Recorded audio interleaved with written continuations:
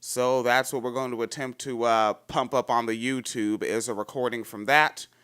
And the podcast audio is going. So now we can really get down to the funky stuff. All right. And folks are getting tuned in. You know, one of the first things I like to do, I put something new on the soundboard, dadgummit. I gosh darn did. Check it out.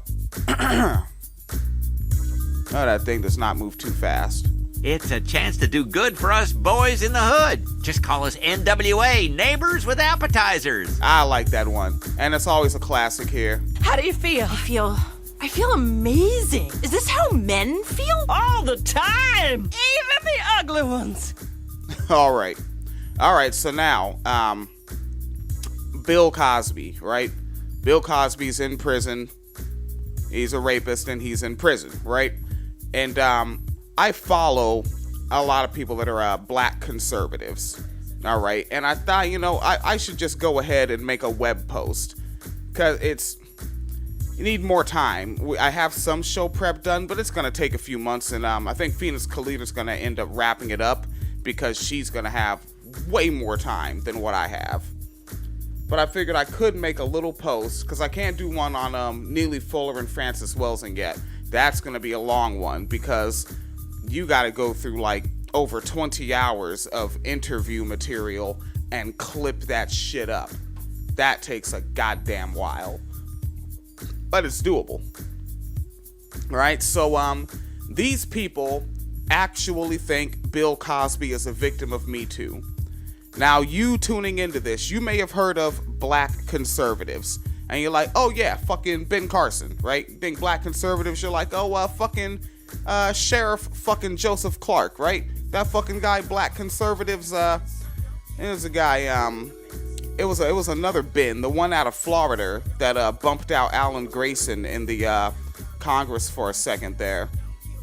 Right? Like, guys, black conservatives. No, those are black Republicans. Those are black partisan hacks. All right, these people are black conservatives and they're against white supremacy. And that's where the Bill Cosby shit comes in. So, I'm really going to go straight off of this deal that I put up on winecellarmedia.com. And I need to bring this down so that I can see if anyone's commenting on the live joint. Ooh, this not a fancy deal. All right. So again, they're not Republicans, but and they're actually not really partisan at all, right? And they don't really care for it. And a lot of that has to do with ignorance. Ignorance as in like they actually lack information. Like a lot of these niggas, they're anti-voting. They say don't vote. If they're content creators, they tell their audience don't vote. And that's because they're not aware. They really don't think about shit like legislation, bills, amendments, school board members, city councils, etc. Right? Fucking city ordinances, right? Like shit like you look like back in Brooklyn, New York, before it got gentrified, it was like a high misdemeanor to be urinating in public. Now it's like a warning. Hey kid, stop urinating in public after gentrification. Right? Like those things matter. Vote for the vote. Look at your city council. Know them niggas, vote on that shit. But these type of black conservatives, they don't do that. They're like voting does nothing. They don't know. So, it's not okay, but okay. And so since 2011, and they also say don't vote unless there's very specific legislation only to black people. Tariq Nasheed harps on this the most. All right? And they say only if it's for black people is the only time you fucking vote on anything if it's only legislation for black people. But since 2011, when I first started checking out this crowd via the Gus the Renegade Negro of the COWS program, and COWS is an acronym, COWS, context of white supremacy. I've been checking out his program. I never hear them articulate what this is. They just quote Neely Fuller Jr. and say replace a system of injustice with a system of justice. Like, yeah, but exactly what legislation do you want in place that would create a system of justice? What amendments? What redistribution? What like how would you create a system of justice? And they're not thinking about that. Lokes is just tuning in, checking the joint out. I'm talking about the black conservatives that are against white supremacy. So they're not partisan Republicans, but they're black and they're very conservative. And why I call them conservative, because of social values that they hold and express, right? Like they call like gay, queer, trans folks, they call these folks sexually confused. That's what they call that. They call it sexually confused. All right, that's how they express their homophobia. You know, and of course, Tariq Nasheed has more of that street nigga edge. So he says, like, he calls gay cis men moist. And he calls gay cis women studs. He doesn't think transgender exists. Tariq Nasheed is not a very learned man, all right? And they're also, again, like, why do I call them conservative? They're pro-capitalism. They're anti-choice. You know, of course they think feminism is a CIA conspiracy to break up the black family, which is just some shit they say because they just don't like that feminism is sort of a laundry list of progressive ideals under one umbrella term. Taking a look in the archive chat space. Avery Loco said, confused. We need to do more research. They think that their research is their assumptions. You know, like they're more likely to go by a hunch, which is common with conservative-minded people. Conservative people don't want to research. They're emotional. You know, let's keep it greasy. Conservative people are emotional. They go by their feelings. I feel like it's wrong, so it is. And these other people that are in my immediate family, neighborhood, workplace, school, community, they also feel like it's wrong. Yes, conservatives are very emotional people, and this particular set of black conservatives are very emotional. Some folks are just tuning in. We're moving forward, talking about these black conservatives against white supremacy and what their deal is with the Bill Cosby. And it's a little interesting thing I've been watching with some of these folks, right? So they're against all that. They also firmly believe in nature or spiritually assigned binary gender roles. That's very important to them. All right, now they have some primary figureheads. We said the names, right? Neely Fuller Jr.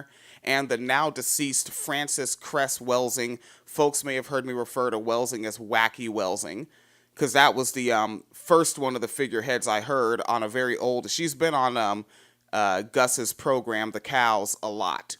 And like when I first heard her, and I was like, oh, this motherfucker's wacky. This Wacky Welsing. But continuing, now those are the two primary figureheads, Neely Fuller Jr., Frances Cress Welsing, now deceased. And now there's a second tier, and there are some nuances and subtle differences from like Jason Black to Tariq Nasheed to Boyce Watkins and the and Gus T. Renegade. And his real name, that's not his name, right? His name, his real name is not out there, but he goes by this moniker Gus T. Renegade. And you're like, what is that? Like Gusty? Like Gusty Wind? No. It's actually, he got it from that old movie. Remember that Klan movie? The Birth of a Nation. The first film shown in the White House, Birth of a Nation. And in that movie, it's about... a black man rapes a white woman and the Klan comes and avenges her. All right, they're very creative, and the black man that rapes the white woman in this film is named Gus the Renegade Negro. So that's where he got that, Gus T. Renegade. He's Gus the Renegade Negro. All right, he's very clever, very very clever man, and like the nuances between them, like Tariq Nasheed is like, he's the street nigga energy. He's the hustler. Like, he used to be a pimp, which, if you don't understand, pimp, I could best call that a capitalist that exploits sex workers as the labor base, as what that is. Like a CEO of sex work. That's pimp. That's what Tariq Nasheed was doing, and that's the energy that he brings to the table, is that Los Angeles West Coast street nigga energy of an ex-pimp Boyce Watkins, very much on the classism. So was Jason Black. Boyce Watkins and Jason Black, very heavy on the classism. Jason Black, hyper focused on his hatred for black women, hyper focused on it. You pretty much get the misogynoir with all these cats, less with Gus. But Jason Black, I think he's the most hyper focused on how much he hates black women, is Jason Black. And and Gus T. Renegade, I think he's the next one to be like a main figurehead, like as far as like Neely Fuller Jr. and Francis Cress Welsing with this sect of black conservatives, because Gus T. Renegade is the most staunch. Within that crowd, he's the most respectable. He follows rules very tightly. He's very rule-based, even down to words. Certain words are not allowed on his program. On his radio show, the word fair is not allowed. You're not allowed to say that a stupid white person exists. Like, these are tight rules on him. I think he's definitely next up to be a figurehead of this sect of black conservatives. And their loyal followers, right? These heads and their loyal followers, they are sorely displeased that Bill Cosby went to prison for being a rapist. As they are conservatives, preferred narrative trumps facts, right? Arbitrarily assigned correlation trumps a traceable series of chronologically separable events and stories. All right, like what's reality that's there, that shit doesn't matter. Preferred narrative defeats all of that. So that's how the conservative mind works. All right. And testimony from other comedians, such as what was covered at uprocks.com, that doesn't matter. You know, even though comedians are a fairly tight-knit community, traveling comedians, they know each other, they get in good with each other, and they're not too fond of the outside world that should always be laughing at their jokes because we owe them a laugh. All right? And if they do hear it, they're going to call it racism, white supremacy. Like here, Patton Oswalt. Patton Oswalt was on a podcast called Make It Weird, and he was talking with Pete Holmes, and Cosby came up. This was back in like 2014. This was a while ago. And Oswald said, oh, that's kind of always been a thing that comedians knew. Circles of comedians always knew that shit about Bill Cosby. Like, I think Patton Oswalt, his verbatim quote was, he said, a rapey vibe always, and everyone always talked about that with Cosby. And then Bill Cosby started talking back about the shit, because now it's getting traction, you know, at this time in 2014. And Bill Cosby said people should fact check, and Patton Oswalt went on the Twitter and put up a tweet that we have linked to at winecellarmedia.com. He put up a tweet saying, no, dude, no. The last thing you want people doing, Bill, is fact checking. And that tweet stood the test of time. The last thing you wanted people doing was fact checking. All right. Now, these black conservatives, this particular sect of black conservatives, they don't care that in 2006 he paid over $3 million to make a case go away, and it's documented in outlets like The Guardian, and I have a link from it and an excerpt from The Guardian. Bill Cosby paid $3.4 million to buy the silence of a young woman he had previously drugged and then sexually assaulted. A prosecutor alleged on Monday, as the comedian's retrial got underway in Pennsylvania in the first major courtroom drama of the #MeToo era. It's like this is... Yeah, it's happening while the Me Too hashtag is active, but this is not a Me Too story. It's parallel, right? So the Guardian continues. Kevin Steele, the district attorney for Cosby's home county of Montgomery, revealed a secret that he remained hidden for the past 12 years. The amount of money that the TV star formerly known as America's Dad was prepared to pay to keep his detractor quiet. The $3.4 million was allegedly paid in 2006 to Andrea Constant, a Canadian massage therapist, to bring to close a civil suit that had been brought against him, claiming he had persuaded her to take relaxant drugs before molesting her while she was unconscious. Now, why does that keep ending? There we go. All right. And that's an ending quote from the outlet The Guardian. All right, it's winecellarmedia.com. I don't know. I see movement, but I don't know who's tuning in, who's tuning out, who's there. So we're just going to truck forward. All right. Now, back to my commentary. They don't care, right? Remember, they're conservatives. They don't care about facts. They don't care that the hashtag #MeToo is actually from 2007, right? But it gained little to no traction then. Or they also don't care that it didn't really start up until 2007 fucking teen. All right. Now, and when it picked up, outlets like ebony.com and democracynow.org cover it, where they have the original person that was that started out the Me Too, and I have those linked here at winecellarmedia.com. The post is already up. You can check it out. And so when you look at these times, right? 2004, accusation, no one really fucking knows about it because we're like, holy shit, Bush is back in office. That was the news of 2004. Bush is back in office, and he basically won on saying, we gotta invade and gay people are bad, you know, so that went on. That was 2004. Then it's 2006. The big news is the same thing now. We gotta flip the house. All right, that's what's going on then. And 2006, the payoff. 2007, like around 2006 and 7, that's when shit like Twitter is just coming into existence, and hashtags aren't even really popping like that. But that black woman started the hashtag #MeToo in 2007. The Bill Cosby shit had already been accusation and paid off for silence already. All right, that shit already went down. All right, and they also don't care. Because they don't care about facts. They're conservative.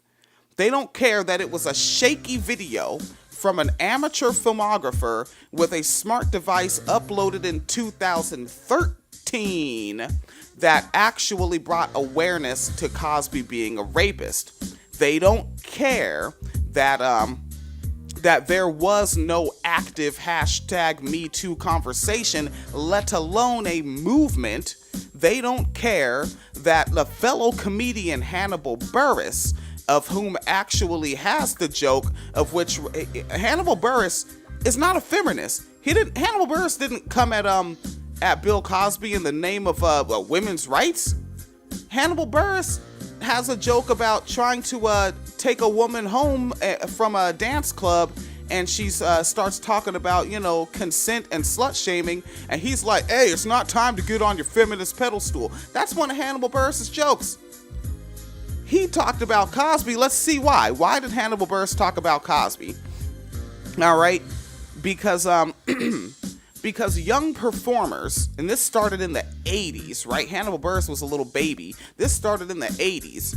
Bill Cosby trying to make performers do clean comedy like him. Don't do all that cursing. Eddie Murphy has a whole bit about fucking Bill Cosby calling him on the telephone about that shit. And then Eddie Murphy turns around and calls Richard Pryor and asks him for advice on it. And Richard Pryor says, fuck him. All right, and that's the attitude. It's always been, in comedian circles, it's always been fuck Bill Cosby. And according to Patton Oswalt, there's always been a rapey vibe. All right, this shit ain't new with Bill Cosby. Now, Bill Cosby was a guest. I don't know if it was on the show or on a panel, but he was with comedian Jon Stewart. All right, and we also have the link to that because we like to link to shit from winecellarmedia.com. And Jon Stewart had just did a performance, and Bill Cosby's trying to lecture him live on the fucking air on some, you gotta do clean shit like me. Fuck you, Billy. All right, so he's woofing that shit at Jon Stewart, And Hannibal Buress caught wind of that, and niggas already didn't like Bill Cosby running around talking to pull your pants up while he's not pulling his pants up. Hannibal Buress already doesn't like that shit. And Bill Cosby talking about, you deserve to get shot for stealing pound cake, talking that old bullshit. So Hannibal Buress just started putting the fact that he's a known rapist in his act. But he wasn't recording a special or anything at the time. He was just out on the road performing in general, just doing his job. He's a comedian. He has to get up on stage and wow the crowd. And that just became a part of what he did. And somebody just happened to record it one time and upload it. And then it started catching some action. But they don't fucking care. And in the piece that I have up on winecellarmedia.com, I have some screenshots and I have them linked. So this is a linked screenshot on winecellarmedia.com of a Facebook post by an individual that calls himself Ken Steele. And he is a regular caller on the Gus T. Renegade program, the COWS, the Context of White Supremacy program. He's a regular caller on that program. So I thought it'd be interesting to start following him on the privately owned social media and, see what he talks about outside the program, because I find these conservatives interesting. And let's get hyperbolic. This is his post on the Facebooks. And the lynching of Cosby is complete. Happy now, you sick fucks. Lynching, you say? So apparently, going to prison for being a rapist is the same thing as getting strung up from a tree, maybe castrated, mutilated here and there, and maybe even set on fire. That's the same to Ken Steele. He's one of these conservatives. So again, Cosby's story, it's parallel to and clearly not a part of #MeToo. It's fucking parallel, but they want it to be because this particular strain of black conservatives, they don't like white supremacy. But further, they want it to be a part of Me Too because as conservatives, they don't believe victims by default. All right? You're going to get cats that are more liberal leaning, more progressive leaning. They're going to be like, hey, let's listen to the victim. Let's believe the victim. But conservatives, fuck no. Fuck no. Fuck the victim. No such thing. Didn't happen. Shouldn't have dressed like that. Shouldn't have been at that place at that time. Shouldn't have been at that place at all. I mean, when it you take conservatism to its logical conclusion with no checks, no balances, no pushback, and you've got a nation full of burkas. Fuck, burkas and no driving. Right? And also, as conservatives, they oppose anything associated with the word feminist by default. And that's one thing I think with a lot of my fellow black men on this. I don't think they actually like Bill Cosby that much. Because Bill Cosby is not that fucking dope. Just keep in mind, Bill Cosby, as an old comedian, he's like an old school rapper. It was easy to get big and successful as an old school rapper because there were barely any other rappers. With Bill Cosby, there were barely any other black comedians, let alone black comedians. Nigga, big fish, small pond thing. Right? So, Bill Cosby's not that dope. I've seen clips from the Cosby Show. That shit's fucking boring. And not because it's old. There's old shit that's dope. I think there's an episode of that Jefferson's program that I watched. I stayed captivated through the whole fucking thing. It was sort of like a trans woman visibility episode. They were kind of progressive over there with the writing staff. And yeah, man, Bill Cosby's not that. I've seen his stand-up. Bill Cosby himself. I've seen his stand-up comedy. That shit ain't that fucking ill. I'll take Bill Burr any day. You shitting me? I'd rather watch a Patton Oswalt joint. The homegirl Monique. I could have been your cellmate. Bill Cosby's fucking boring, but they latched onto it because because it's opposing feminism. The feminists are saying it, therefore I have to oppose it. So now I have to pretend that Bill Cosby is the shit and that he has a net worth and cash on hand that would allow him to buy NBC. Yeah, niggas is full of shit. Right? And then, you know, keep in mind, they're also conspiracy minded. All right? Which I think, and you can get some conspiracy minded folks, more left leaning, liberal, progressive, but you're going to get it heavy with conservatives, especially because conservatives, again, they go with their emotions and they just freestyle. So it's more easy to be conspiracy minded because you don't want to research. You just want to think your first thought is right when you're of a conservative mind. Right? Like, look at how Fox News does it. Remember the video clip of Barack Obama doing a speech, and then he was and then Michelle came up to greet him on stage, and they bumped fists, and Fox News played the clip and then said, "A fist bump? A pound? A terrorist fist jab?" Like, nigga, what? A terrorist fist jab? That's forever in my lexicon now. You know, but now this one, a linked screenshot of Facebook. So you can, if you click the screenshot on the website, it will take you to the Facebook post. It's a public post by an individual named J.C. Lewis Jr. This is not a figurehead. This is one of the followers, right? Because we get examples of what the figureheads say. This is the kind of people that follow them.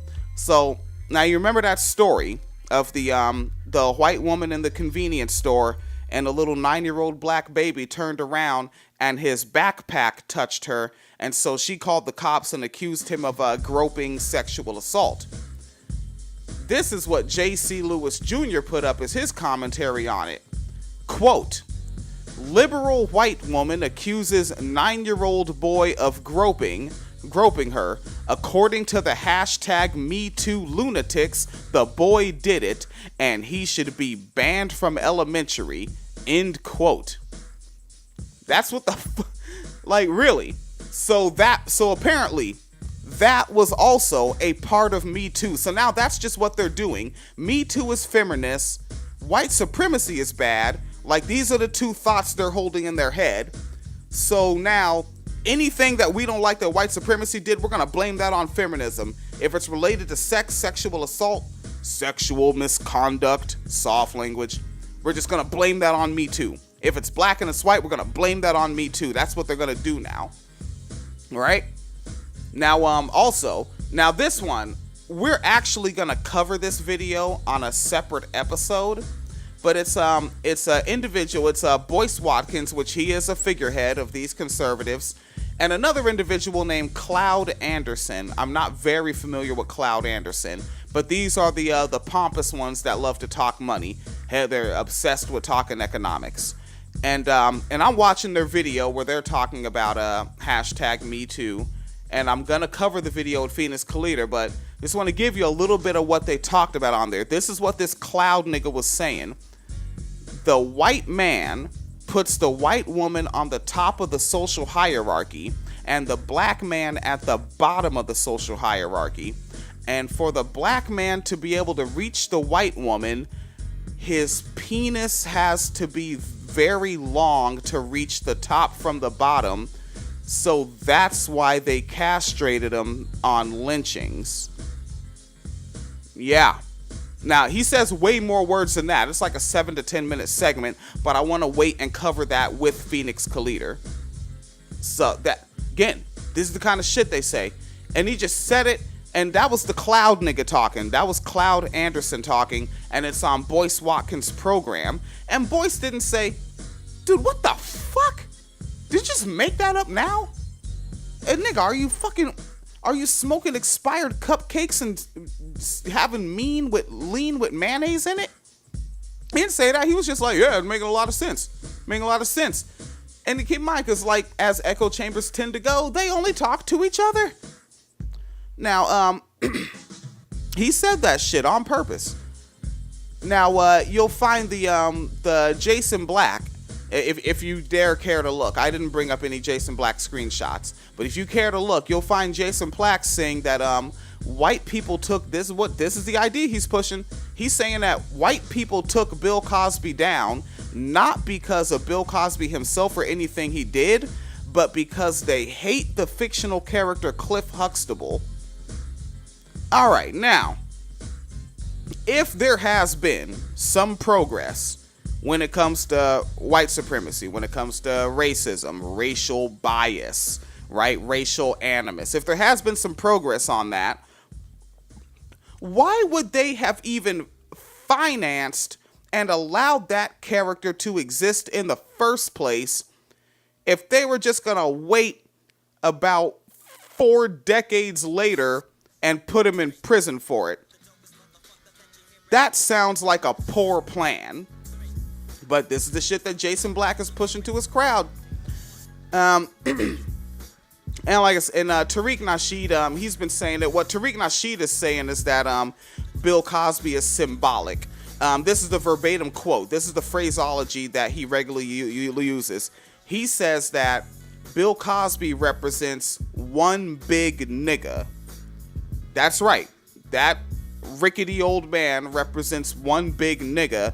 And what Tariq Nasheed tells his audience is that Bill Cosby represents all black people. So symbolically, they're putting all black people in prison vicariously through Bill Cosby.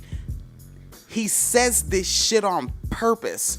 He turns the microphone on first. He makes sure it's recording and says it. Why? Because your monetized echo chamber is going to chomp it up. Because they're conspiracy-minded conservatives. They're emotional, not fact-based. They don't deal in fact-based facts. All right? All right, let's see if there's a little bit more there. And just a little bit about Francis Welsing. You know what? We can actually... Okay, there's a link. There's a link to the YouTube, so you can check out some of what Francis Cress Welsing says about sports. All right, because again, like they have an obsession with black male genitals that I don't think white people actually have. I think that patriarchal white men might have, or like fetishizing white men might have, but for the most part, not thinking about genitals nearly as much. Like Francis Welsing argues that in sports that have white balls, those are little balls to represent white men's balls. This is the shit that Francis Cress Welsing actually says on purpose. And the sports that have big balls are brown balls, the basketball, which is orange, and the football, and that's why they have to be in closed off echo chambers. You can't have me in the room while someone's saying that, because I'm going to say, but what about the fucking volleyball? The fuck are you talking about? You know, or what about the hockey puck? You know, but that's, again, they're not trying to make sense. They're trying to run a narrative that makes them feel comfortable. And something else that Francis Cress Welsing says on purpose, and these people eat it the fuck up. Francis Cress Welsing thinks that white people eat chocolate bars as a representation of consuming a black penis. Francis Cress Welsing takes this thought further and says that they put, peanuts or cashews or whatever the fuck, putting nuts in the chocolate bars to represent black nuts, black scrotum. And that represents like semen, consuming black penis and black semen. And then they give this stuff to each other on Valentine's Day. So what you're giving to your fellow white person that you love the most is a black penis and black semen and scrotum. This is the shit that Francis Cress Welsing says on purpose. And that's why any of my progressive homies that fuck with me that are familiar with her, when I say wacky Welsing, they chuckle and they get it. Wacky Welsing. All right. So I think that should be that. That's what's going on with those folks right now. Now, there is a partisan hack conservative that I am following as well, and it's Candace Owens, which is hard to do. What I want to do is catch Candace Owens' TV spots. Because, like, when they're doing speeches, that's just singing a song, right? Like, conservatives have a few songs that they like to sing, and Candace Owens is fairly decent at singing them. I still think Alex Jones is the best at it as far as singing conservative songs. And maybe I should give an example of what that is, right? Welfare's bad. Pull yourself up by your bootstraps, right? Like these are the songs, right? Gay people are bad. Women are getting uppity.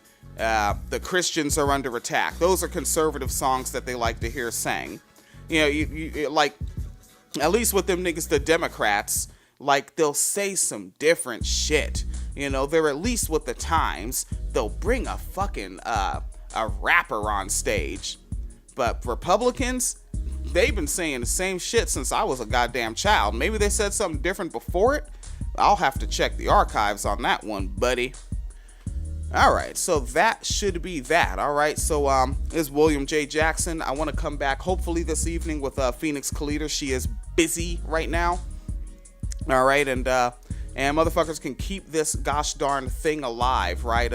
With paypal.me/PhoenixandWilliam, or hit it up with patreon.com/Wine Cellar Media Fund, and we can keep this shit alive again. Like, I actually, like, the Patreon comes in and I turn around and pay the cable bill with that, and the cable bill includes the internet. It's like, boom, like, you're literally keeping the internet on in this motherfucker with that shit. All right, and also here, my book just came in. This one, podcast listeners, my bad, this is up for the video.